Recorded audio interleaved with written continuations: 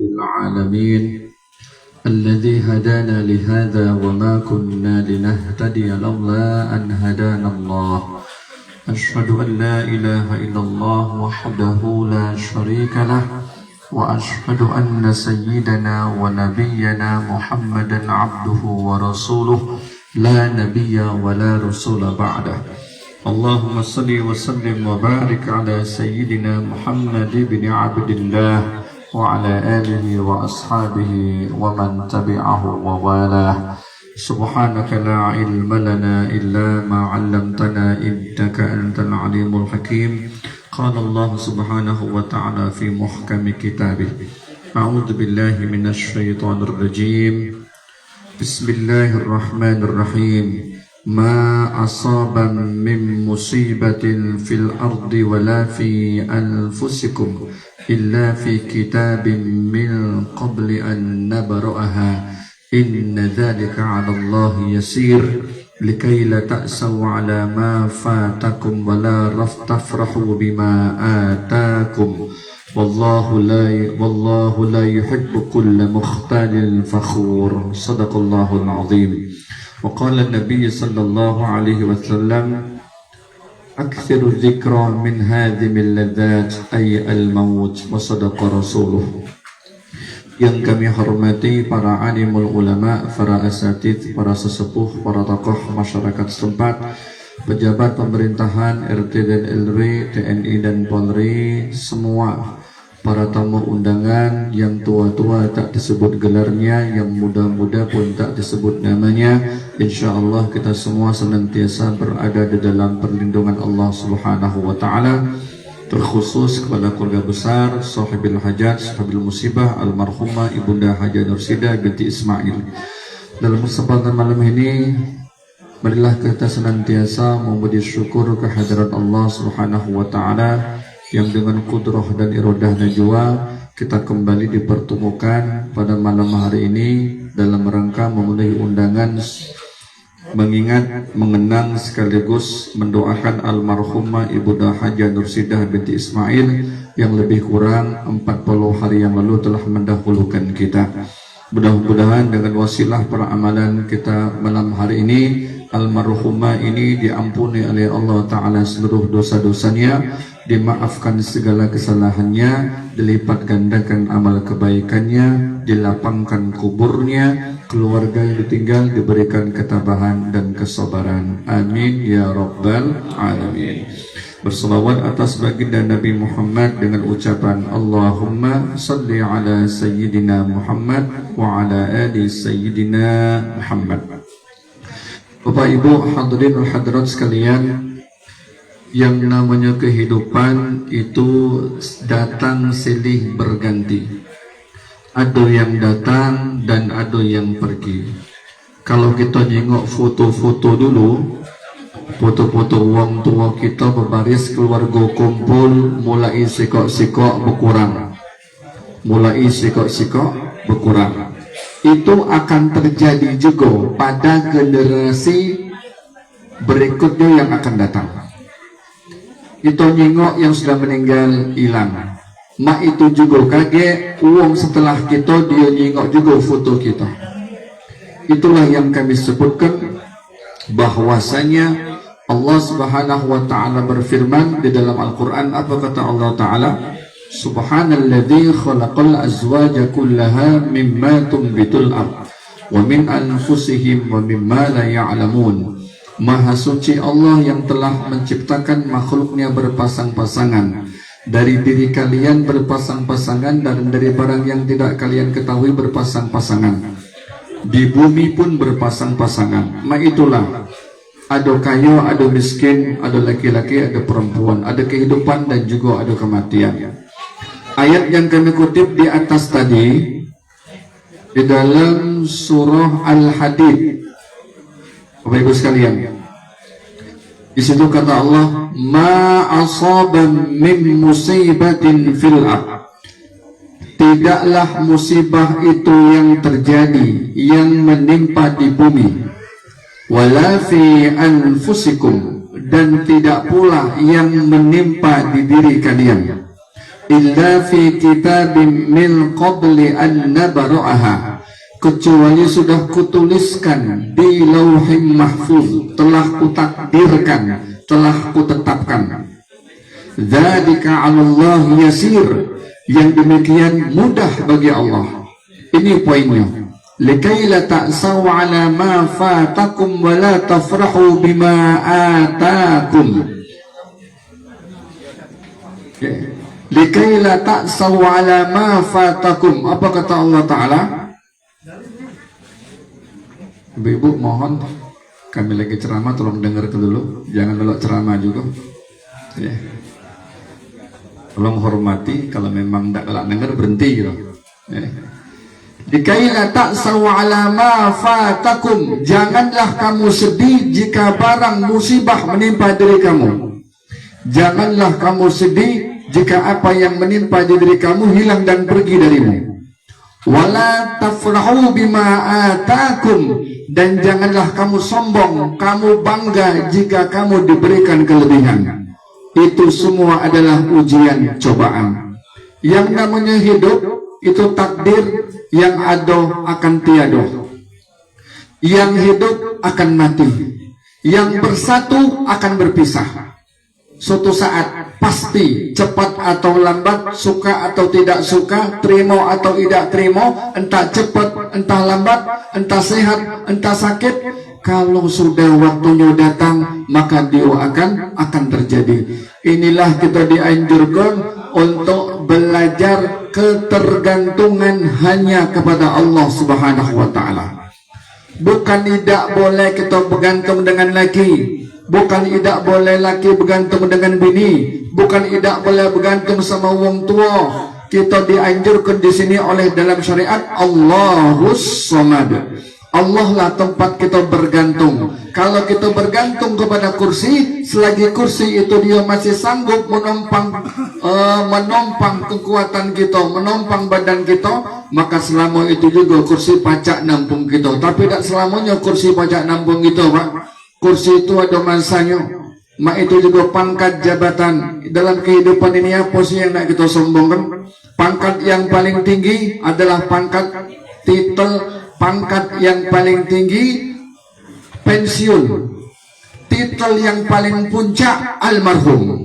Itu pasti kita dapatkan, Bapak Ibu sekalian. Maka itu kita hidup di dunia ini, kita pacak ngambil petik hikmah pelajaran. Almarhumah 40 hari sudah mendahulukan kita. Kita lah banyak menyaksikan, bertakziah di sana, bertakziah di sini. Ia datang ke sana, datang ke sini, melok menghadiri yang namanya solat jenazah. Melok juga kadang-kadang kita menguburkan jenazah. Tahlil 3 malam berturut-turut, 40 terus, hampir setiap saat, setiap waktu. Hikmah apa yang pacak kita ambil sekarang? Menjadi pelajaran. Maka itu pesan Nabi, kafa bil mauti wa idha. Cukup dengan sebuah kematian, itu merupakan suatu nasihat bagi dirimu. Kita ni Bapak Ibu sekalian, nasihat ini ada yang pacak ngomong, ada yang tak pacak ngomong. Nasihat yang pacak ngomong itu Al-Quran, yakni Al-Quranul Karim. Ada nasihat yang tak pacak ngomong. Apa itu? Al-Maut, yaitu kematian. Kalau nasihat yang sudah ada di dalam mata kepala kita, keseharian kita nyingok, Bapak Ibu sekalian, nyingoklah. Kita biasa sholat tegak, tahu-tahu duduk, tak pacak lagi, itulah tanda. Itulah tanda. Kita sholat duduk, lah tak acak lagi duduk, nguling, itulah tanda. Suatu ketika Nabi Allah Ibrahim nak dijemput oleh malakul maut, apa kata Nabi Ibrahim? Ngapa kau dak njuk tando? Ngapa kau dak njuk tando-tando kalau bakal aku dicabut nyawaku? Kata malaikat maut, lah sudah. Apa itu tandanya? Matalah kabur, pipilah kendur, gigilah gugur, ubanlah bertabur, ngomonglah melantur-lantur, jalanlah sungkur-sungkur. Dari maju kuatlah mundur, yang dimakan cuma makan bubur, lah nak masuk ke lubang kubur. Ya, Itu tanda-tanda sudah Pak. Kalau tadi rambutnya hitam sekarang lah putih. Kami baik Pak, kumis lagi sudah ubah. Ini juga tanda ini. Kenapa Imam Syafi'i masih muda dia bertongkat ketika ditanya untuk mengingatkan diri aku supaya jangan banyak tingkah hidup di dunia ini. Bapak Ibu sekalian. Jadi apa yang sudah terjadi kita jengok dengan mata telanjang kita jengok dengan keseharian kita, itu sebenarnya sudah tanda-tanda alamatul maut, tanda-tanda tak lama lagi maut itu akan datang. Bapak Ibu sekalian, umur kita ini tidak ada lama. Berapa sih umur yang paling panjang? 87. Di sini ada 87. 90 ada Pak ya? Jarang tapi Pak. Nabi lah nunjuk kisi-kisinya. Umatku itu berumur baina sitina wa sab'in. Ini pada umumnya berkisar 60 tahun sampai dengan 70 tahun. Bapak Ibu sekalian, yang sudah umur masuk 60, 70 ke pucuk, ya, banyak-banyak bersyukur kepada Allah Ta'ala. Masa-masa sudah terlewatkan masa mudanya. Kami masuk masa dewasa. Ana baru 45 lebih kurang. Tahun 80. Ini 2025. Iya, Pak, bulan April. Tapi sebenarnya bulan Ramadan lebih kurang 45 tahun lebih kurang. Kalau nak nyontoh Nabi masih lama memang. Kalau nak nyontoh Nabi ya. Ana Bapak Ibu sekalian, umur 45 tahun. Umur 45 tahun.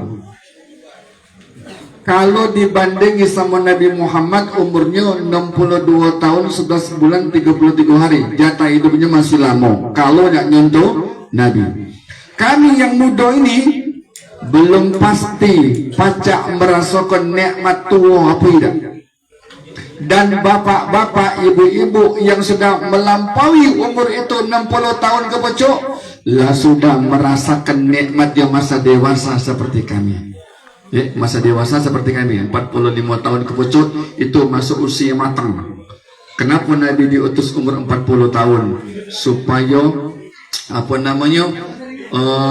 usia kematangannya itu Bapak Ibu sekalian. Maka itu supaya dia mantap umur 40 tahun.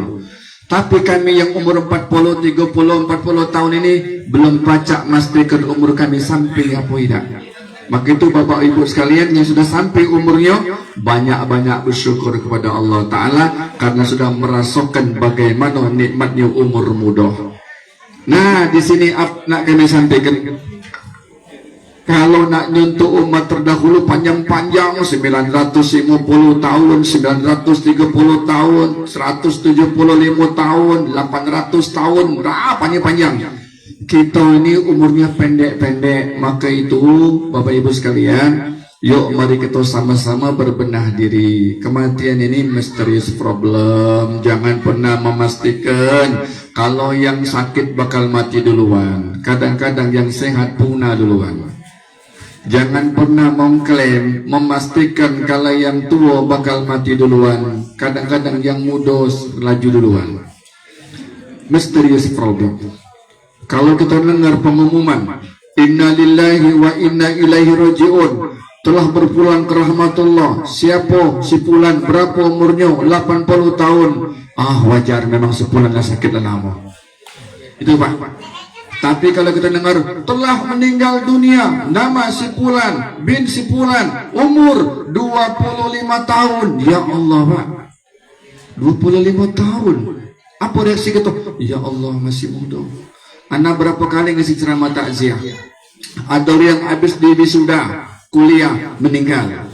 Ada yang baru tamat SMP meninggal. Ada yang baru nak masuk SD meninggal. Ada orang yang belum lahir meninggal. Itulah kehidupan misterius problem. Ini kita baca untuk nambah hikmahnya. Ngapa? Supaya kita lebih banyak lagi mempersiapkan kalau kematian itu datang, maka kita memperbanyak bekal. Bekal apa yang nak bakal kita bawa? Dak katik lain taqwallah. Ya, wa tazawwadu fa inna khairaz zadi taqwa. Berbekallah kalian karena sesungguhnya sebaik-baik perbekalan yang akan kalian bawa nanti adalah takwa. Wattaquni ya ulil albab. Apa itu takwa? Imtithalil awamir wajtinabun nawahi. Melaksanakan yang diperintahkan dan menjauhi segala yang dilarang. Bapak Ibu sekalian. Nah, almarhumah tentunya lebih kurang 40 hari yang lalu telah mendahulukan kita. Maka ini pelajaran yang baik untuk kita sekalian, baca kita berhikmahnya, mempersiapkan diri kita sebelum ajal menjemput nyawa. Bapak Ibu sekalian, maka itu kita fastabiqul khairat, berlomba-lomba ma'amano caranya memperbanyak bekal, memperbanyak amal soleh, memperbanyak apa yang pacak kita gawikan, apa yang pacak kita amalkan. Bapak Ibu sekalian, kenapa? Karena kata ulama, seseorang itu dia kaget dimatikan sesuai menurut kebiasaannya. Kalau kita biasa galak ngaji, biasanya lagi nak ngaji mati. Biasa galak dia solat, bawaannya nak solat mati. Itu biasanya. Wong galak ke masjid, biasanya matinya tidak jauh dari solat, dari wuduk, dari ngaji, dari masjid. Tapi kalau biasaan galak manteng igap, tak tahu aku. Aku tak tahu. Wallahu a'lam. Kita ni Pak tak pernah tahu. Ada yang lebih mancing, mati juga. Ada yang kebiasaan ni galak ngambil batang kelapa, nyampak dari batang kelapa mati Pak, masuk koran. Kebiasaannya macam-macam ya. Dan lain sebagainya. Kita minta insya Allah kita wafat husnul khotimah insya Allah ta'ala. Maka itu Bapak Ibu sekalian, ini ada kisi-kisinya nih. Apa kisi-kisinya? Kami sering menyampaikan di sini. Nabi SAW telah memberikan bocoran, setelah memberikan gambaran bagaimana umatnya supaya pacak selamat dari siksa kubur.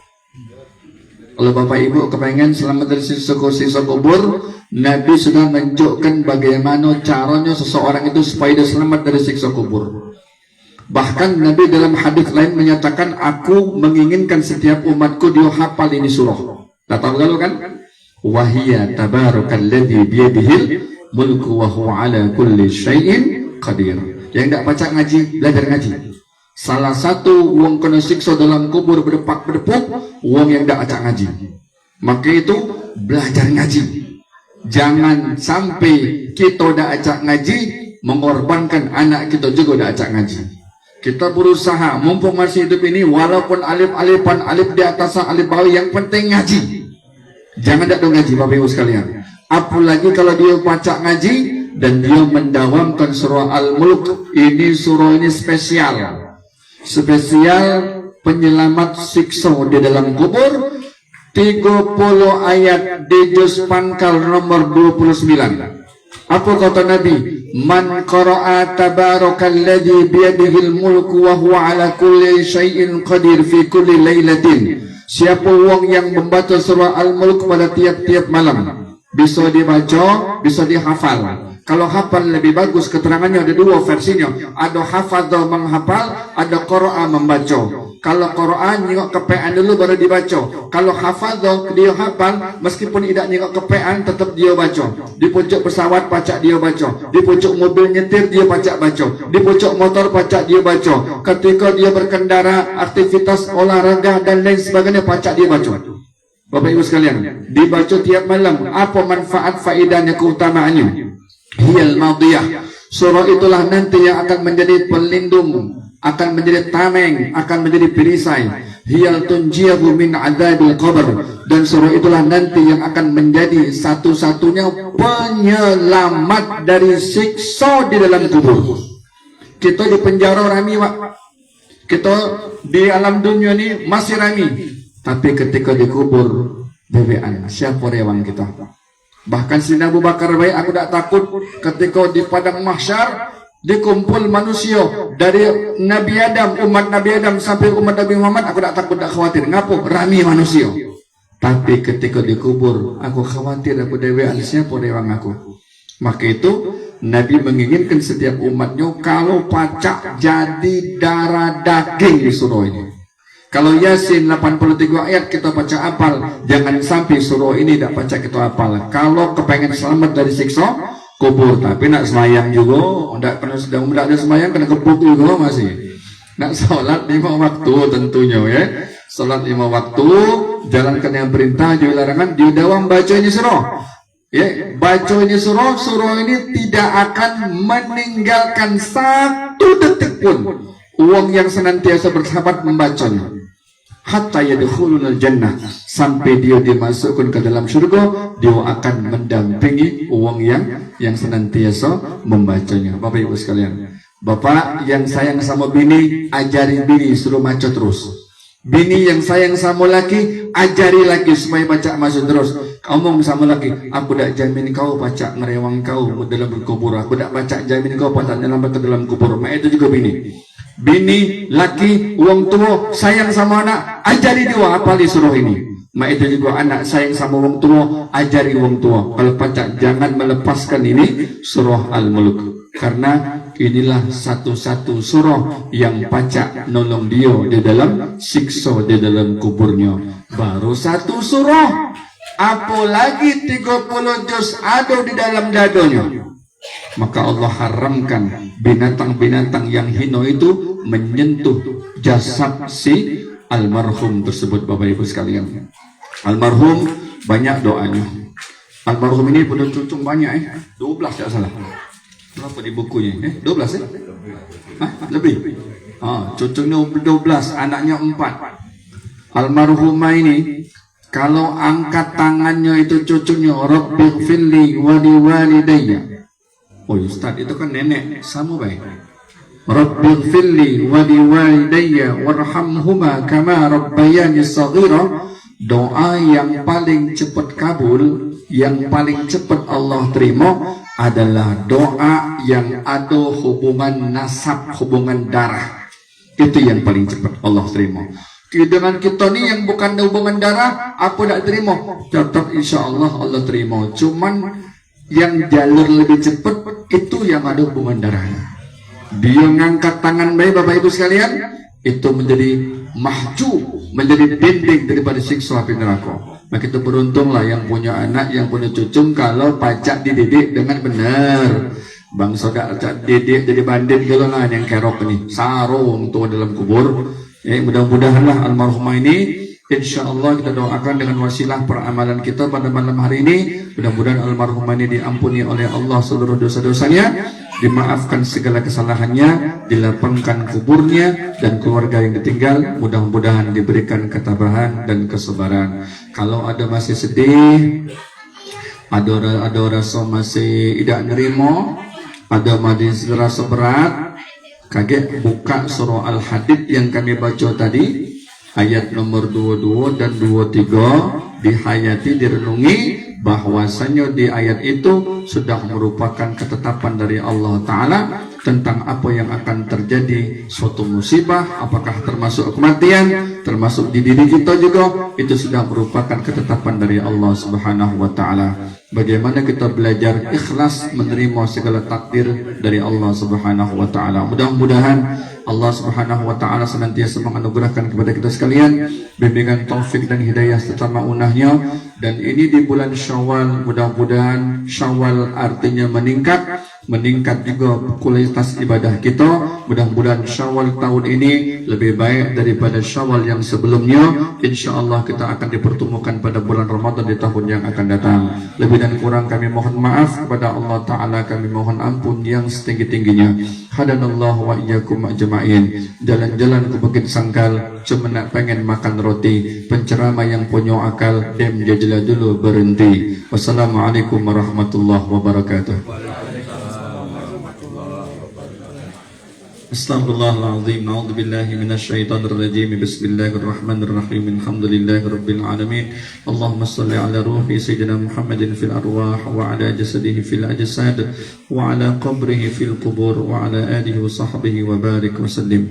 Allahumma ja'al wa asil wa taqabbal thawaba ma qarana min suratul Fatihah wa surah Yasin wa du'a hadiyatan ila arwah Almarhum Haji Muhammad Jaya bin Haji Hatman, walmarhum Haji Hatman bin Yusuf, walmarhumah Haji Masrah binti Nyimbang, walmarhum Ismail bin Haji Soman, walmarhumah Haji Halimah binti Latif, walmarhum Muhammad Yusuf bin Haji Hatman, walmarhumah Khadijah binti Haji Hatman, walmarhum Anwar Saleh bin Haji Hatman, ونخص خصوصا إلى روح المرحومة حاجة نرسلها بنت إسماعيل لمن اجتمعناها هنا بسببهم أن الله يغفر لهم ويرحمهم ويسكنهم الجنة برحمته اللهم اغفر لهم وارحمهم وعافهم واعف عنهم وأكرم نزولهم ووسع مدخلهم وجعل الجنة مثواهم اللهم اجعل قبورهم روضة من رياض الجنان ولا تجعل قبورهم حفرة من حفار النيران اللهم لا تحرمنا أجرهم ولا تفتنا بعدهم واغفر لنا ولهم ولإخواننا الذين سبقونا بالإيمان ولا تجعل في قلوبنا غلا للذين آمنوا ربنا إنك رؤوف رحيم بحق يا أيتها النفس المطمئنة ارجعي إلى ربك راضية مرضية فادخلي في عبادي وادخلي جنتي واغفر لنا ولوالدينا ولأولادنا ولذريتنا ولأهلنا وللمؤمنين اللهم اختم لنا بالإيمان والإحسان وحسن الخاتمة ببركة لا إله إلا الله محمد رسول الله ربنا آتنا في الدنيا حسنة وفي الآخرة حسنة وقنا عذاب النار وصلى الله على سيدنا محمد وعلى آله وصحبه أجمعين والحمد لله رب العالمين.